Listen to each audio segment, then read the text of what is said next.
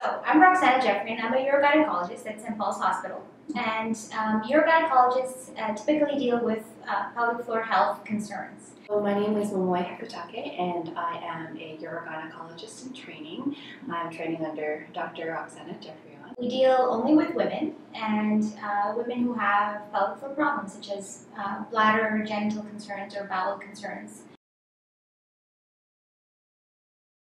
So the pelvic floor is located at the bottom of the body, just under the abdomen, and it's a collection of muscles, ligaments, connective tissue, nerves, and blood vessels that have the specific function of helping women to not leak, not empty their bladder bowel in socially unacceptable circumstances. It's quite important for postural balance as well. So we just talked about what the pelvic floor actually is. So as you probably figure, it serves a big function. So it helps in your bowel, bladder, as well as your sexual function, as well as the support of your pelvic organs. So keeping that pelvic floor healthy will keep all of those organs functioning well and supported well. You know, if you lose a bit of support or if you lose a function in your pelvic floor, you can have a lot of difficulty with any one of those problems, and it can severely affect a person's life physically, mentally, emotionally, and interpersonal relationships. So it's really important that pelvic floor health is maintained.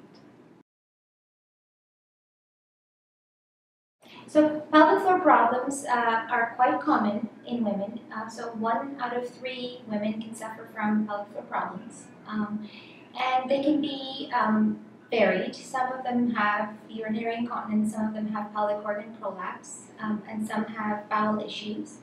And there are a lot of things that a woman can do throughout her life to prevent pelvic floor problems. We talk about risk factors in terms of modifiable and non-modifiable risk factors. So something that a woman can't really change would be the process of aging with weakness in the tissues.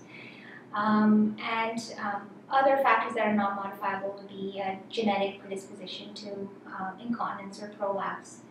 But many other things can be changed, such as rapid weight gain or carrying around excess weight, a lot of coughing with chronic lung conditions or because of smoking. So constipation as well can be a big factor, so chronic straining downwards or pressure downwards on the pelvic floor. Pregnancy is also a time in a woman's life when the pelvic floor undergoes a lot of change, and we know that difficult deliveries can predispose women to problems later in life as well. So in addition to what Dr. Geoffrion mentioned, there are other things that you can do to prevent or to treat some pelvic floor conditions, and that includes pelvic floor exercises, and they're also known as Kegel exercises.